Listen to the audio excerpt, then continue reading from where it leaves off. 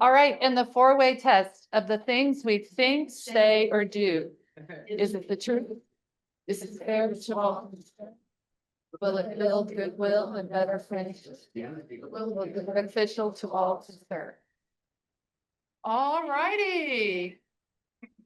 Morning, everyone on Zoom. I got you, John. All right, who's doing the guest today? Jack? I'm voting with the big one, that's all I do. Of course, of course. Down here. Good morning, everyone. This is what we call a happy pastoral greeting. At any rate, we have a couple of guests this morning. One is Dar Thomas. Dar? As the better half of Mike. The other is our speaker, Gary Duffy. So, it's up to you guys to behave. Thank you, Jack. Okay, so October is Breast Cancer Awareness Month. And today I would like to take a pause to honor the survivors whose courage inspires us all, and to recognize the loved ones, caregivers, and supporters who stand beside them. And together we raise awareness, celebrate resilience, and continue the fight for a cure. So I think all month, just keep that in your mind. I'm a survivor. I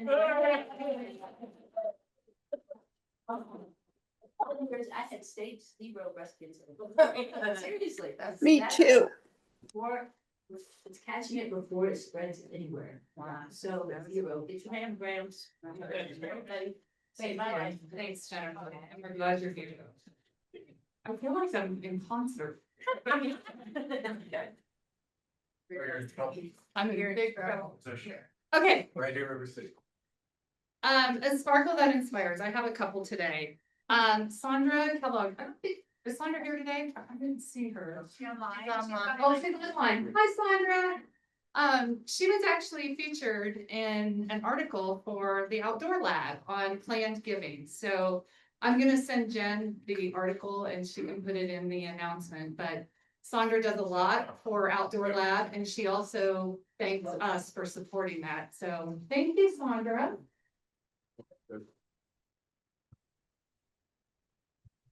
Okay, and next, Greg Meyer he is a member that if you guys have been here for a while, remember him, but he's been a little busy with little Miss Louise.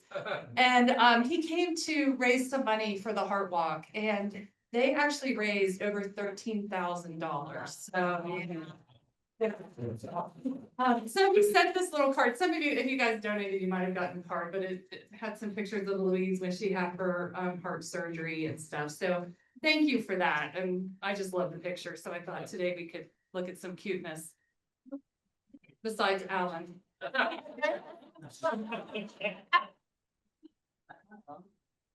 Okay, we have a lot going on. Today, I will get even, you know that. Today we have Seniors for Wellness Luncheon. Thanks to you that have volunteered to help serve the lunch. If you didn't sign up on Sign Up Genius, you can still go. We could always use the help. Today we started the soldier bag collection of items, and I'm sure we'll talk about that later in the announcements. Gail will have some more information. We did have on the tables what they're needing. And I will tell you, the Walmart here, you might want to go to a different one because I think people go there and just get all their stuff. I was there the other day and they were really low. Okay, tomorrow's the Rotary District Conference, and Mindy will get up and talk about that. We have some people going. We have some special people talking at the conference.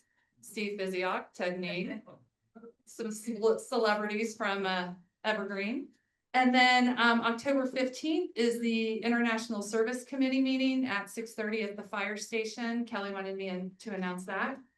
October 23rd, we have Rowdy Rotarians. And so October 24th, we are dark. Everybody remember, put that on your calendar.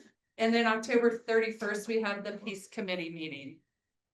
And then Mary Ann actually sent out the Area 8 newsletter, which I will send that out today. So there's a couple things on here that's happening in our area. But October 24th is World Polio Day, and last week I talked about how you can give. October 24th is also the spooky stroll at the Gilpin Community Center from 5 to 9. So if you have kids, grandkids, that might be a fun thing to go to. October 25th is the WASH Symposium, and we'll get more information on that. And I'm sure Kelly will be sending some stuff out since he's the chair. And then October 31st is Trunk or Treat in Idaho Springs down on Minor Street. So that's from 2 to 4, and that's a Friday. So you can go, or again, if you have kids or grandkids, great grandkids that you want to take, that should be a fun event too. All right, we're gonna go for Happy Bucks.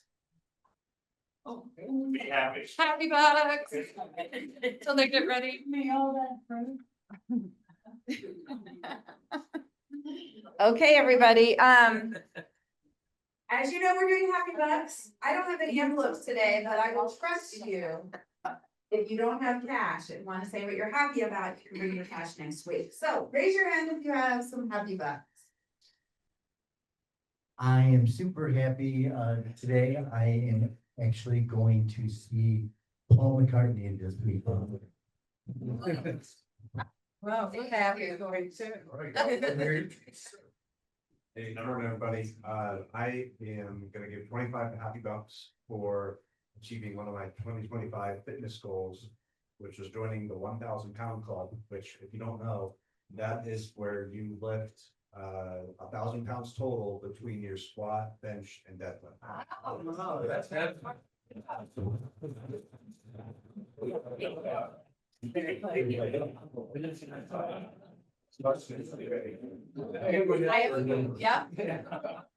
25 pounds. Okay, I've got $45 here, which is $1 more than my anniversary today, which is 44 years. Hi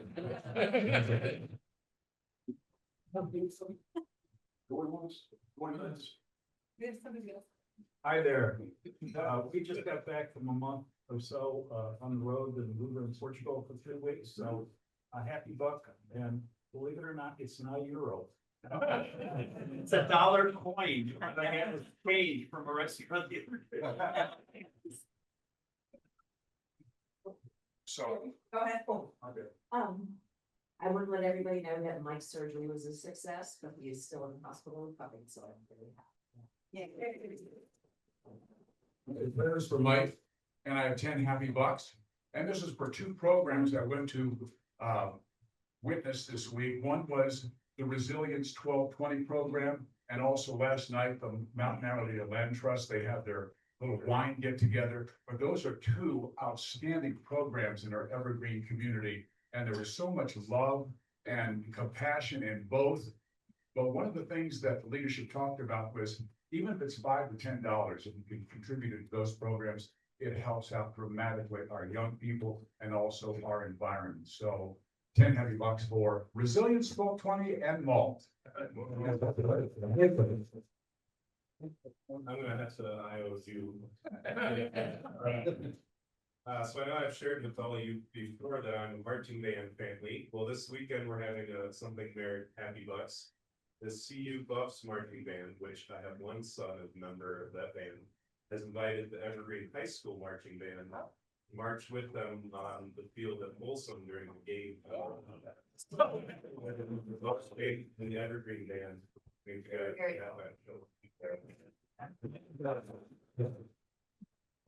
Yeah, Happy Bucks.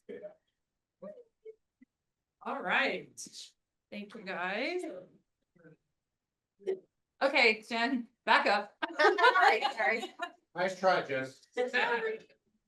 Okay, as you all know, we are highlighting our sponsors. Once a month, we take a sponsor to come up and share a little bit about their organization.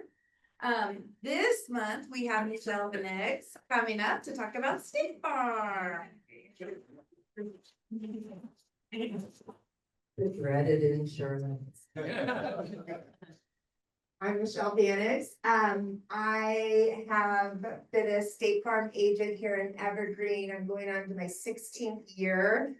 I started back in '87 as a team member, so, it's been a long ride. I would say that I have the best team in Evergreen. I've got 7 employees.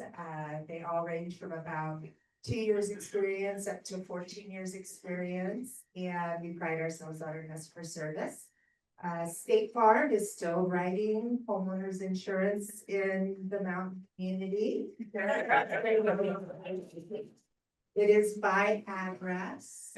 And we now have a surplus lines carrier, so if you know someone who has been turned down by 3 companies, including State Farm, if their address is eligible, we can write you over for them. In addition to that, we of course also have auto insurance, personal articles, umbrella policies. We do financial services as well. Our office is really good with, helping or aligning with you, on your estate planning, when it comes to life insurance, buy-sell agreements, those types of things. One of the things I thought I would, spotlight is something that a lot of people don't realize, and that's, we have done Medicare supplement policies for years, and, I think if you Google us, we're one of the top companies for that. We have 4 plans that we offer. So if you are in that 3 months before, 3 months after your month, if you're in that window, we'd love to talk to you about the options that we have. And yeah, I think it's about all the insurance we want to hear about today. Just briefly touch on your spot, like what it allows you to do. Yes. It does. So, because of the support I receive from the community, I've been able to start a family foundation, the Woodhawk Foundation, and our mission is to support our students in public education in the mountain community where they're no longer supported anymore. And so, our fundraising arm, which you guys have heard me come up and talk about, is our Mountain Music Fest, and we had an extremely successful 2nd year. So usually it takes about 5 years to get in the black on a festival, and we made it in 2. The Future Center and the Alumni Center in Evergreen High School is up and running, and we are moving on to Concord to provide them like the Future Center as well. They don't even have a career center or anyone that works with the students on that. And most recently, we endowed Arts in School. We partnered with Ovation West, Graham Maduri, who is the executive director, had a brilliant idea to start an Arts in School program to replace what was lost. So this will provide all aspects of theater, musical theater, for the kids to have their experiences. It's Evergreen High School, Evergreen Middle School, and Murphy.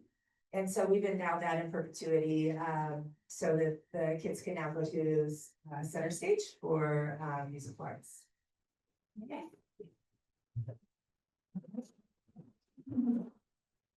Thank you for your sponsorship, and thank you to all the sponsors. We couldn't do this without you guys, so I appreciate that. All right, something's coming up that's utterly amazing. We're not in the mood. Oh my goodness.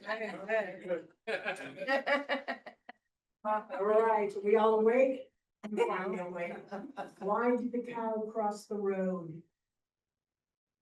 I know. To get to the other side. You're gonna milk this. How do you count cows? With a calculator. What happens when you try talking to a cow? It goes in one ear and out the other. But then it's probably, when I'm looking at the questions on the faces, is where's the beef? Good question. It's all about rowdy Rotarians. Put it in your calendars. We want to see you October 23rd. That's a Thursday, 5 o'clock at the Cow Eatery in downtown Evergreen.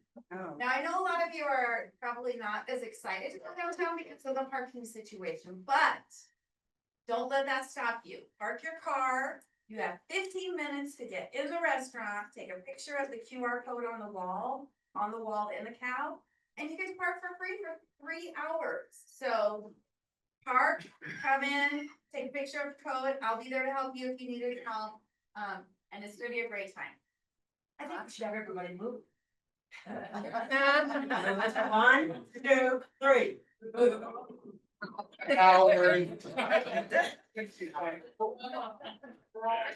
God.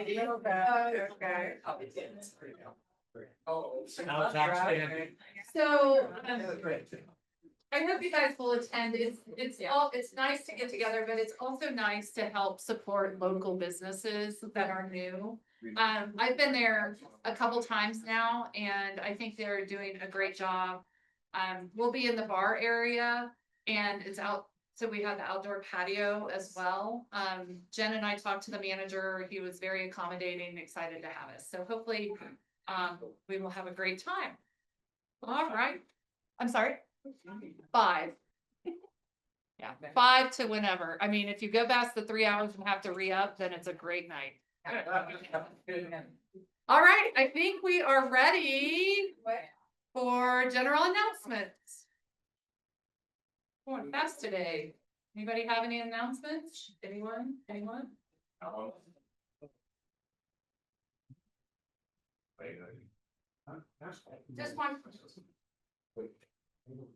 Just wanted to give you a little bit more information. I know you've heard this the last couple weeks. Tomorrow is district conference. It's at the Epic campus, which is in Littleton, right across the street from Littleton High School. We have amazing keynote speaker morning and evening. We have some fantastic breakout sessions. There's 16 breakout sessions that you get to pick to go to 2. And Dr. Ning and Mr. Physiot are on 2 of our breakout sessions. So technically, do not go to the website to register because technically we are sold out. The event is full. But because I'm the chair, I was given permission to extend one last invitation to all of you.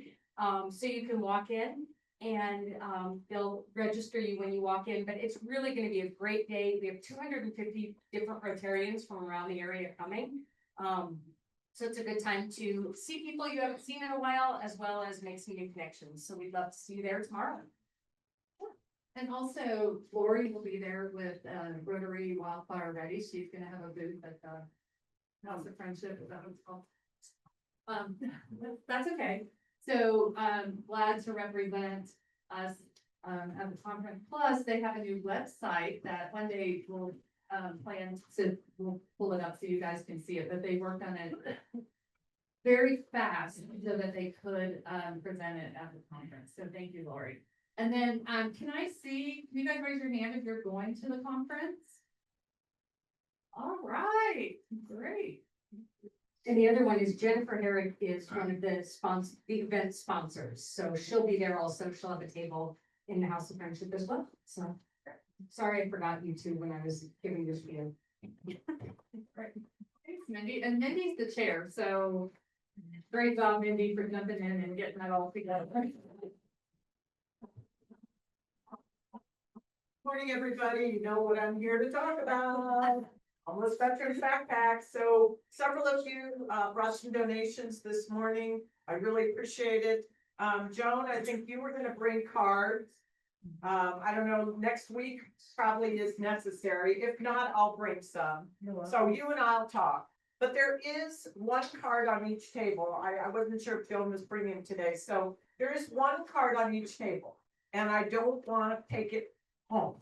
So it says, thank you. One person from each table needs to take that card and write it. Okay, so and just a little thank you to the veterans on what they've done.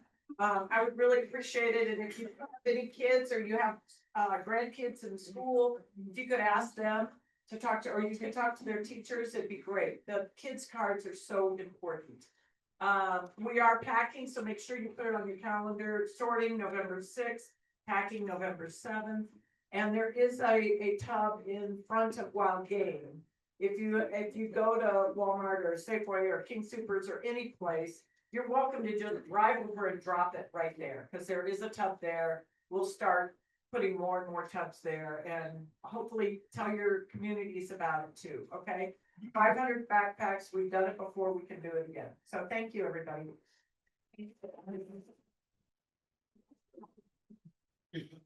Right, and then I have one more announcement. There is a Taste of Wellness event at the Buchanan Rec Center at the Bristlecone Lounge, which is the senior center now at Buchanan Rec. And that is October 15th at 1, and they will have, let's see, join us for a special afternoon of food, wellness, and community. They're gonna have a chef there, bring flavors to life with fun live cooking demonstrations. And you get to enjoy what they've cooked, and then also enter a raffle to win a complimentary chef service and a Natural Grocers gift card. So Jen, I'll give you that too. If anybody can go, if you have parents that like to go to Bristlecone, just make sure that they know about that too. So this event is sponsored by Seniors for Wellness as well as EPRD. So, all righty, I think we're ready for our speaker.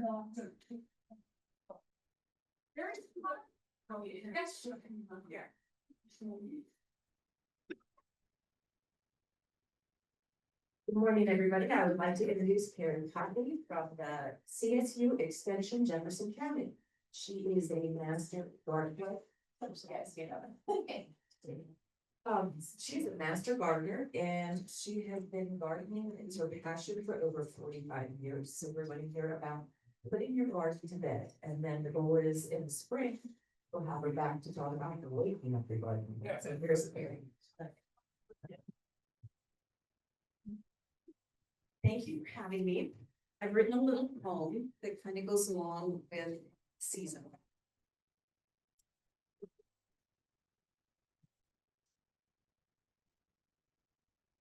Was the night before the first average frost went all through the house. All the creatures were stirring, even the mice and the voles and the spiders. The tools were not hung in the shed with care. Someone was hoping for time to prepare. My family was all snug in their beds, while visions of no yard work were danced in their heads. And Papa, sleeping peacefully and I wide awake, had just settled down for a long winter's nap. When out in the garden there arose such a clatter, I sprang from my bed to see what was the matter. Away to the window I flew like a flash, tore open the blinds and the screen fell out. Should have fixed that too. The moon on the breast of the yikes, the new fallen snow, not even frost, made me quite sad to see the garden alone. When what to my wondering eyes did appear, Old Man Winter and Jack Frost looking up at me with a great sneer. More rapid than eagles, their damage had begun. They whistled and shouted and called it all out by name. Now freeze, now ice, now wind chill and snow, icicles on Mercury low, and leading them all, the biggest one yet, a polar vortex. To the top of the porch, to the top of the wall, now dance and swirl and stay where you fall. As the leaves that before the wild hurricane fly, oops, I forgot to get those raked. When they meet with an obstacle mount to the sky, so up, up, up, and the snow started to pile. And I remembered the tools, including the snow shovel needed to pile. Then in a twinkling, I heard the pipe snap, crackle, and pop. At that moment, I fell to my knees, and with a disgruntled plop, oh man, that hurt. As I drew in my head and was turning around, down the chimney, Frost and Winter came with a bound. They were dressed all in white and looked quite cold, dripping on my newly washed floor. A list of the CSU Extension Fall Garden tasks they cruelly hung on the wall with a tack. Oh, how I wish they would take it. They were very nice, all covered in snow and ice. Their eyes, how they twinkled. Their dimples, how merry. Their cheeks were like moguls, their noses like frozen cherries. Their droll little mouths were drawn up like a bow, and their beards on their chins were well, white as the snow. The stump of the pipes they held tight in their teeth. The smoke was really a misty fog, and it encircled their heads like a ring. Their frozen visage and their snowman bellies didn't shake when they laughed, because no one likes frozen jelly. They were fluffy and thick and downright mischievous pair, and I wasn't in the mood for laughing. It was a moment of despair. Then they winked at me. And how they dared with twisted heads. Soon gave me to know I had everything to dread. They spoke not a word and kept going about their work and buried my garden, those unscrupulous jerks. Quickly they came and quickly they did depart. At that moment I knew in my heart, I know they heard me exclaim ere they flew out of sight. Darn it, I didn't make time to put my garden to bed for the early winter's night.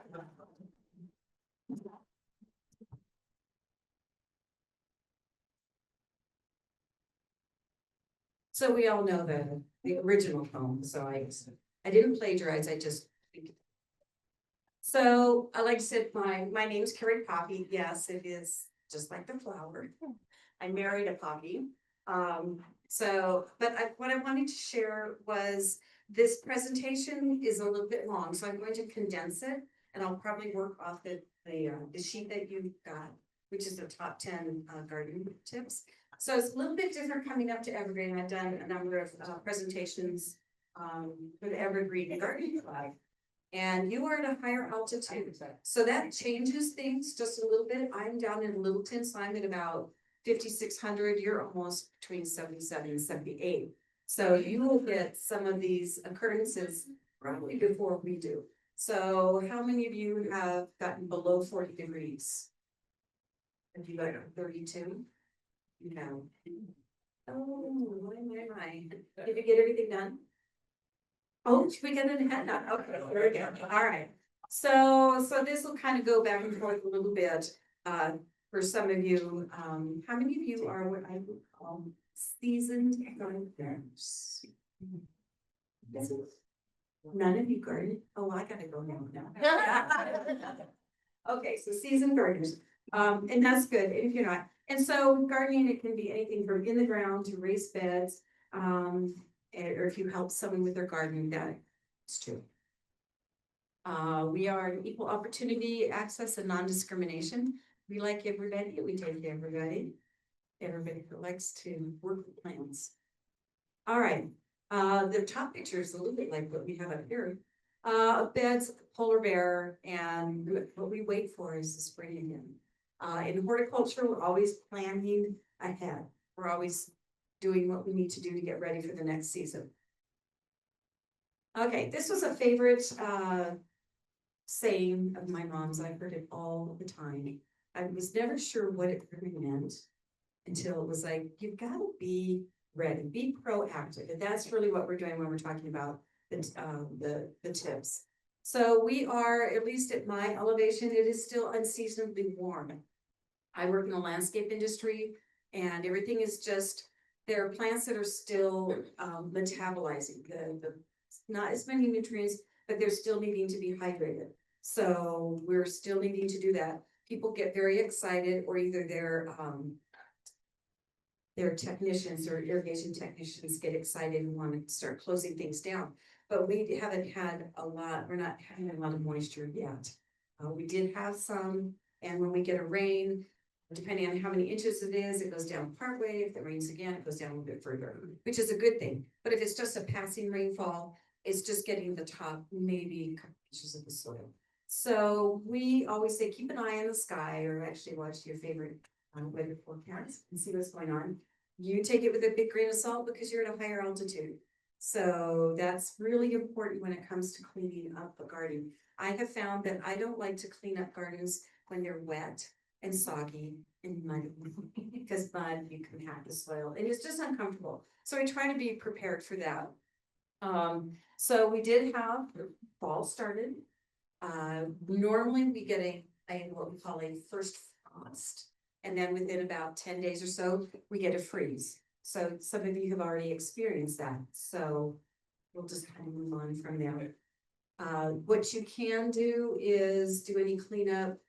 I usually wait for things to just dry out a little bit. There's no sense in going out and compacting the soil and working when it's cold and wet. Wet things are heavier.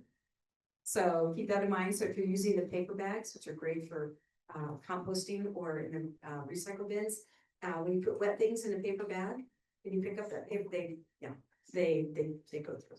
So let's see. Why is it doing? It doesn't want to using the arrows. Not sure, There we go. It's not too far. okay. Oh, wait a minute. Oh, Right, okay. continue moving. Are you doing it over there? No,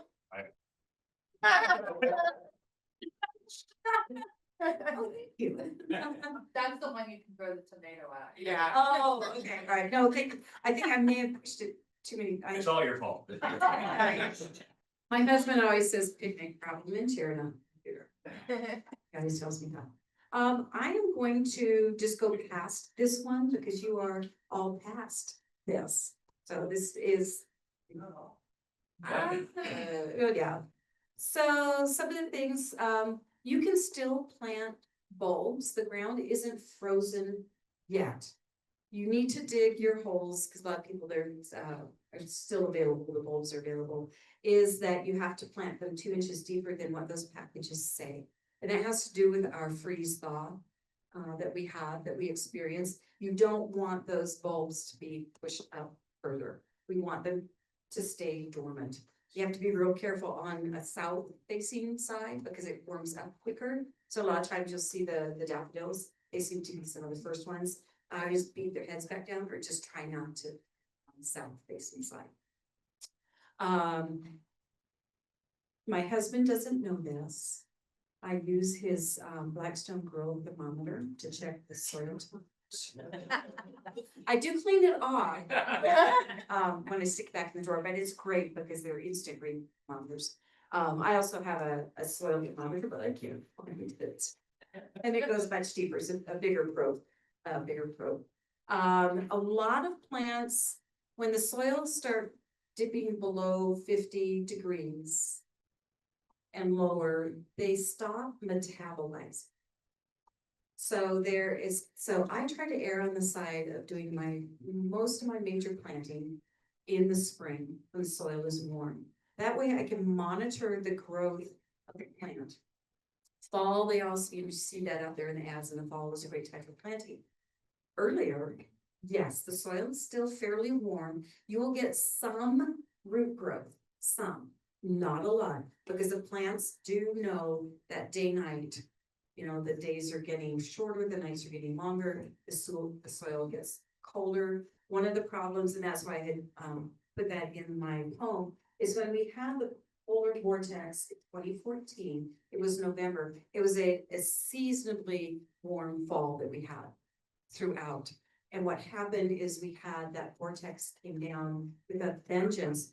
The plants had not gone into a proper dormancy period. So they were still moving hydration and nutrition. I just call this kind of like a roadway up and down. And so what happened is we had that freeze.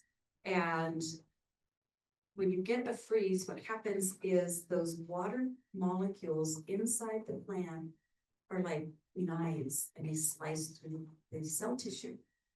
And then you have desiccation, and then the plant dies. It can't take up anything at all, nutrition or hydration.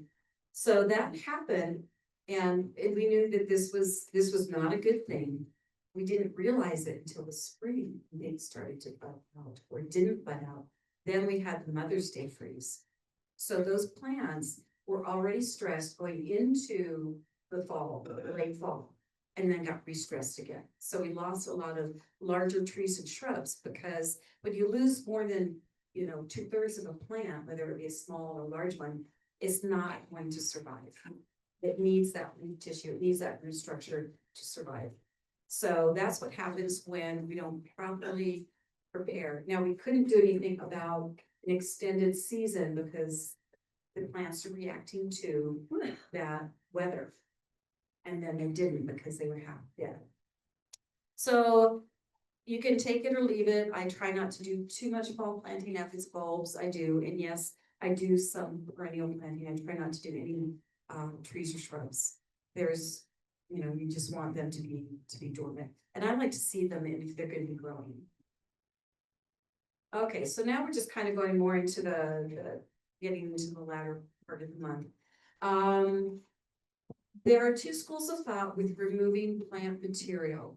Because we are going more, and you've probably heard, is Colorado's, because we think we're very unique here in Colorado, which we are, is we're having that tendency to move more into xeric and natives. And what we're doing is trying to leave as much of the, believe it or not, the dead tissue on top. Because one, if you can, it depends if you're an HOA, sometimes everything needs to be kind of very cleaned up. Is that's a good habitat for a lot of our native insects. It's also protecting the crown of a lot of the plants, especially perennials. You have to make sure that it doesn't mat down so much that it gets that goes into slime cycle.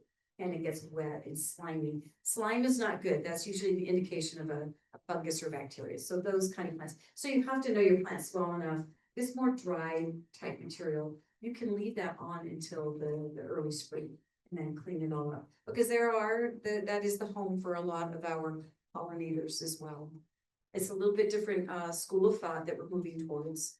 We understand if you have to cut them down for HOA reasons, that makes perfect sense.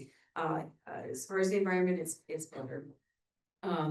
Also, this is your hydration. On one of your handouts here is winter watering. Now that's a tricky one because if you have planted in the springtime a new tree or shrub, perennials are pretty hardy. We're more concerned about your trees and shrubs.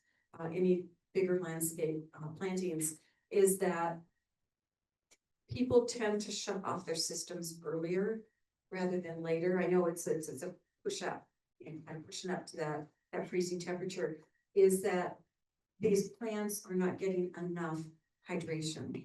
And that is the freeze thaw and a drought will kill those plants. It's really challenging to do a winter watering. If the ground is frozen and there's a layer of snow, you have your mulch and then you have a layer of snow, you wouldn't be going out there trying to water. Usually where you'll see that you need to do it is on a south or west or a southwest facing yard, and you plant it there because that warms up first. And that's where you will see the daffodils coming out when they're not supposed to, because they react to that warmth. That is a trigger for plants. It's also a trigger for the plants to start moving hydration or looking for pulling hydration from the soil. And that's what happens if that soil doesn't have enough moisture in it and those roots are there to pull up the moisture, it's not there. And if it is, they're starting to move it again. And we don't want that to happen. We want them to stay dormant until the springtime. If some of you have a traditional lawn, this is the absolute final drop date really for getting any fertilizer. Remember, when a plant, min lawns are going into a dormancy period. So that means they're not taking up as much hydration or nutrition. So time it to where they can actually, the plant material can have the benefit of that. Otherwise, you paid the money for it to just sit in the ground. And when you get subsequent rain or snowfall, it does start to disintegrate and the plants start taking up. So what you're doing is it's just going to be leaching away and the plants won't use it. As I said, they're going through that dormancy period, the metabolism is all slowing down. Always watch on that warmer side of your property because things will start to grow. I like funny cartoons, so I throw those in there. I try to buy not the least expensive bulbs. I try to get the larger ones. The larger the bulb or the corm or the tuber, it's all stored energy.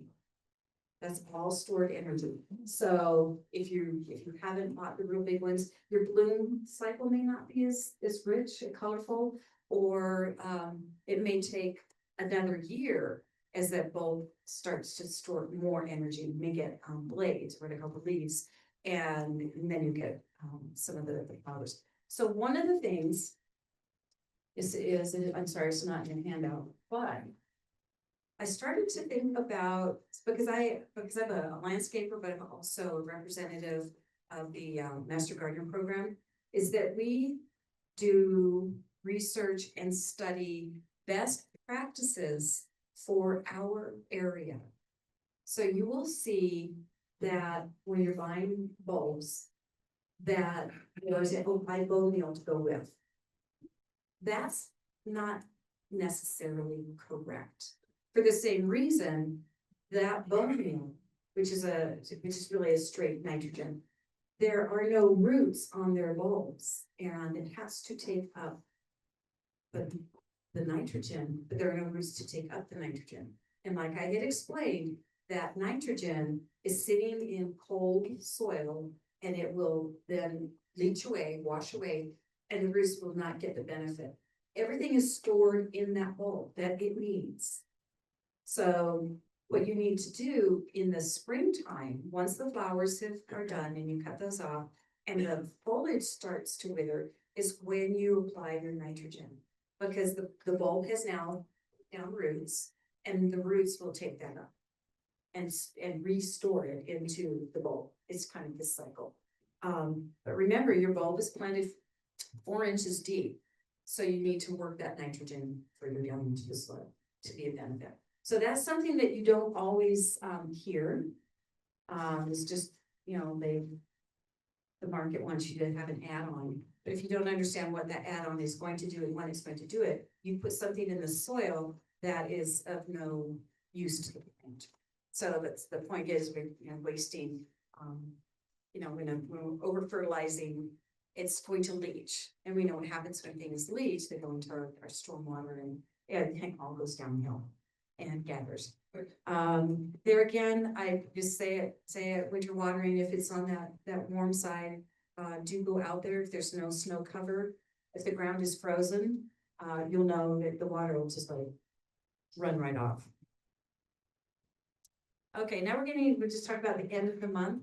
And this is the one, if there has been minimal precipitation and no snow cover, air and soil temperatures are hovering around 40 degrees Fahrenheit. That's kind of your rule of thumb to get out there and water if the ground is not frozen.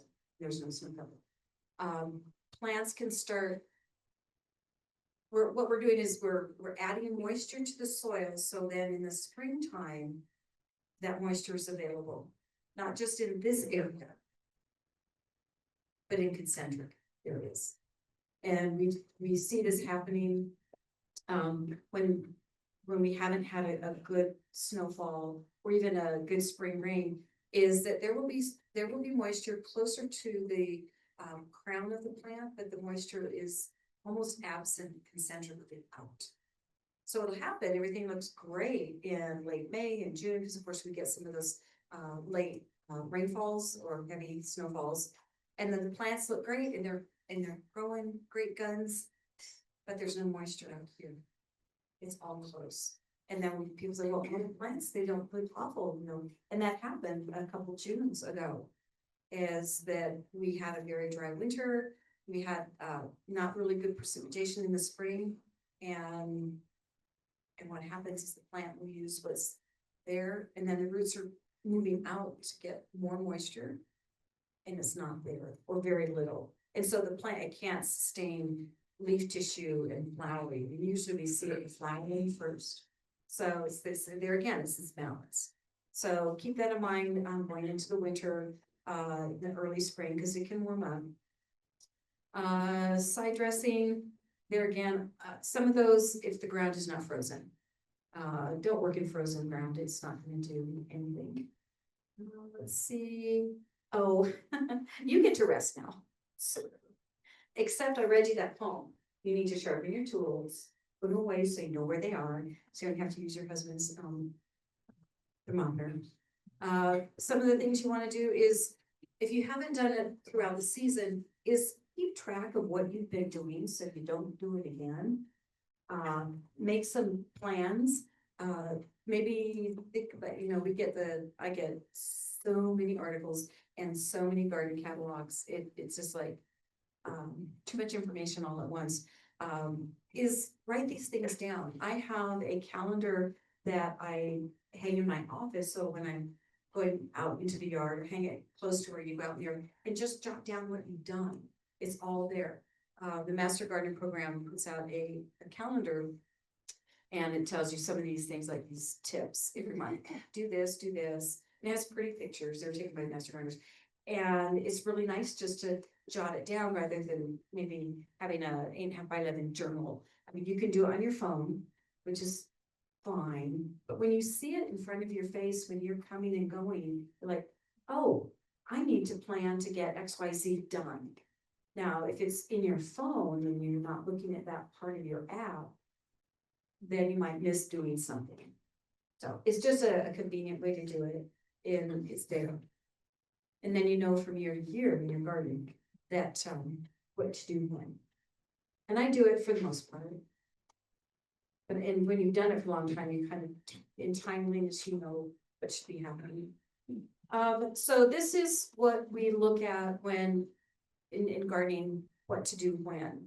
So in the Denver metro area, we haven't had a killing frost yet, which for me, for my work, is great. I can go into the season a little bit longer, to get things done.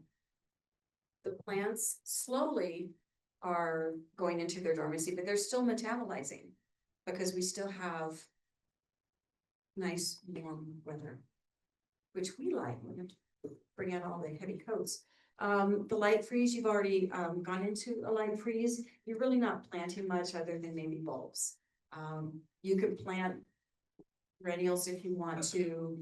They're not really going to be doing anything. You just have to make sure that they're planted properly and mulched over.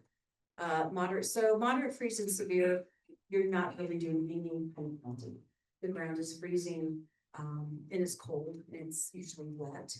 So you're doing some of your cleanup. You need to decide what kind of cleanup you want to do.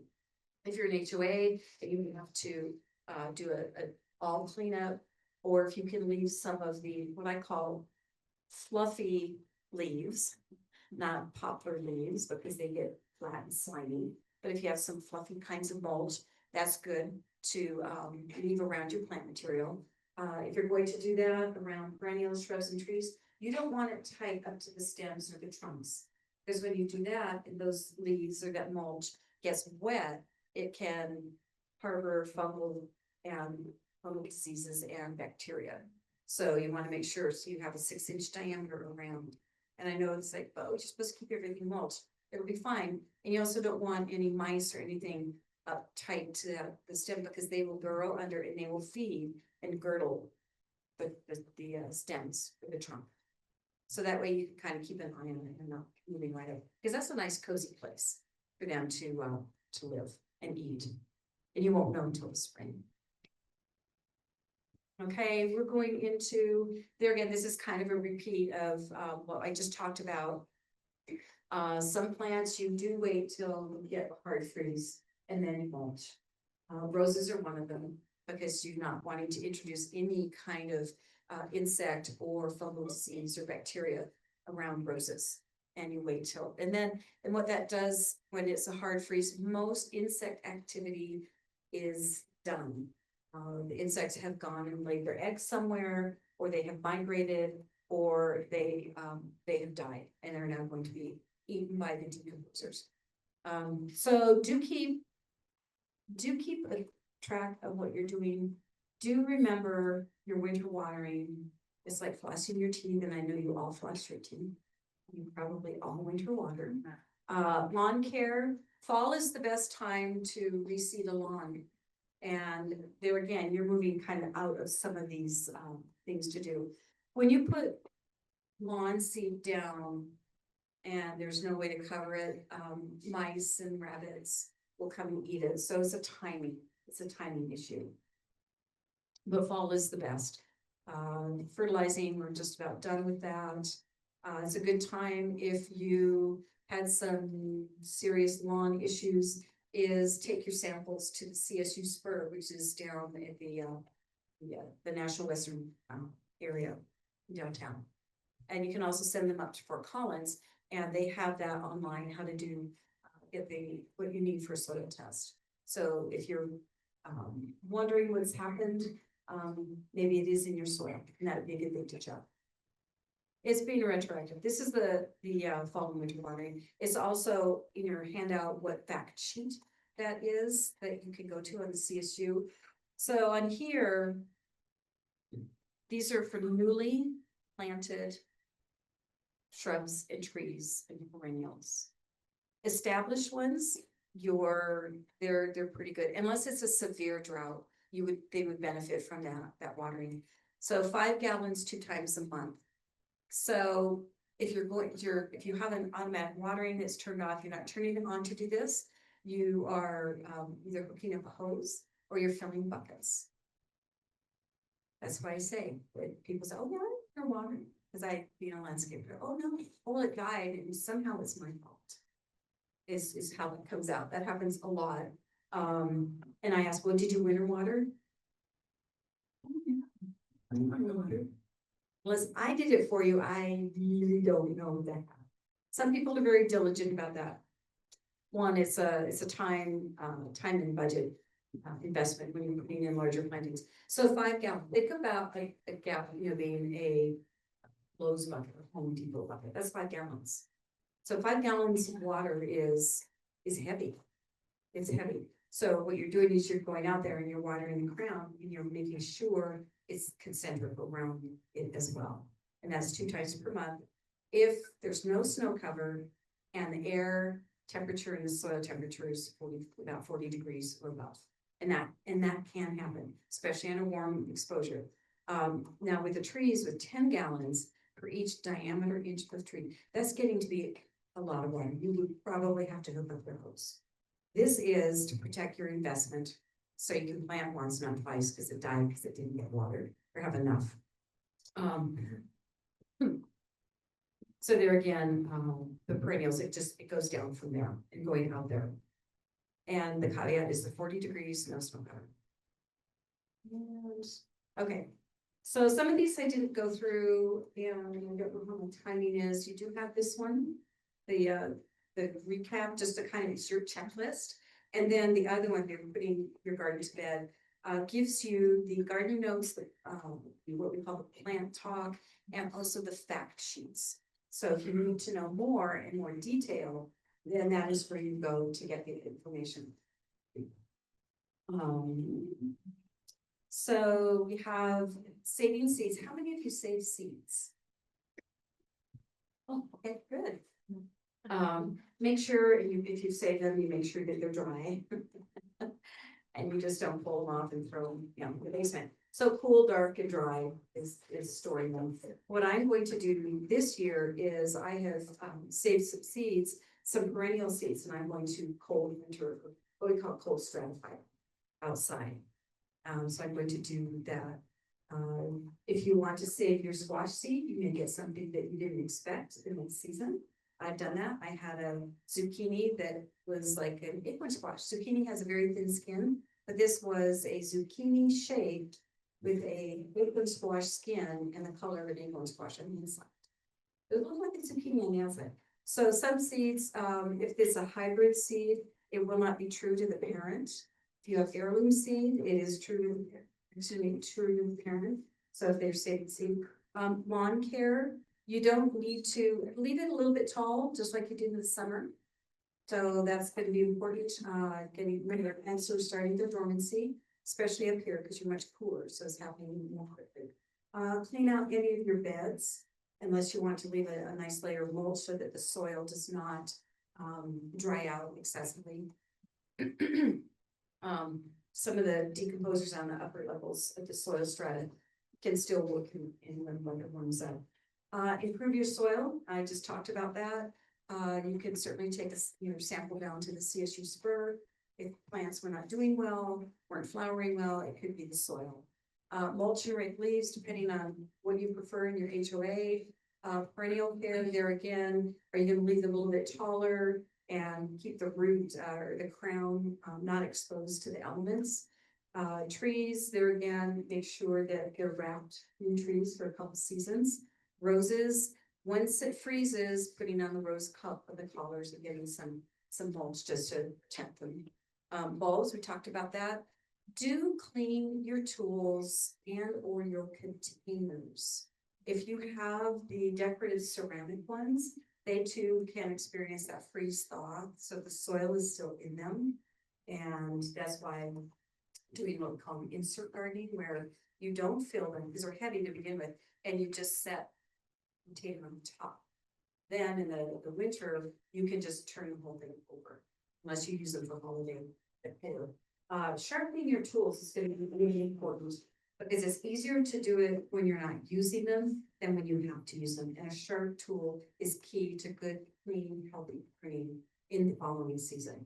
I try to do it throughout the season. I have several pairs of bypass pruners. Those are used most of the time. Anything that needs to be oiled, anything that you use on a regular basis, maybe have two instead of one, and then you can trade them out. The other thing, do not store any of your organic or synthetic chemicals in a garage where they will freeze. Put them in a safe place, in a warmer place, because the shelf life is decreased by almost half if you leave it in a hot garage or a freezing garage. Those chemicals lose their life very quickly, and then you'll find that they're not as effective. That's both the organic and the synthetic. They will not work as well. So for fertilizers, insecticides, herbicides. Yeah. Granular, you're probably gonna be okay, but it's the liquids. It's the liquids that otherwise you're gonna have to use it twice as much, which is not always a good environmental practice. And also when you're wanting to treat something, you want it to treat it and make it work. So that's your homework. Okay, this just goes over what you have in your handout. So so you have all of these. We talked about earlier. And I thank you for having me here. This is kind of like a quick version. And yes, I'm here to answer questions, and I will stay after as well. We have time for just a couple questions. Thank you. That was very helpful in the one plant that I had this year. I have a question, you can help out most of these elephants here around here, we can't have a lot of plants growing in the ground, they just buy them, eat them. So we have to resort to container gardening, even if it's perennials or roses. Can you tell us please how you deal with this potted perennials on your deck? Shotgun. I'm unmuted. I'm gonna see if I can ask. Yeah, because I'm a representative of CSU. Yeah, that's a no, they'll kick us out. Oh, so let me address his question real quick. So your raised beds are actually raised up off the ground? Or is it an in-ground raised bed? That sounds kind of odd, but there are the ones that you can garden that are this time. Or you've got them, what do yours look like? They're all in pots. Oh, you're just doing pots? Okay, so I get this question a lot, even at lower altitudes, because people like to put in the dwarf Alberta spruce into containers or pots, hydro pots.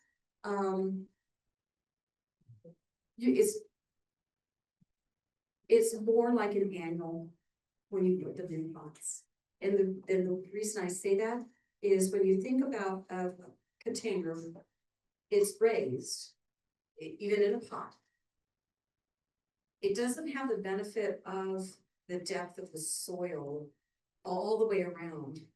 It's in the middle is where you have that soil, and around you have, it's exposed. So you can experience more plant loss with perennials and small shrubs and small trees. I mean, there are ways, and I've done this, where you can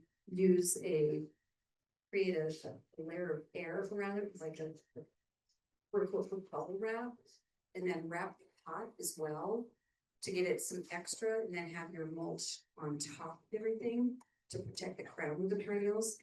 It looks kind of funny. Think about a water heater cover or Reflectix, the silvery, it's like silver coated pot paper.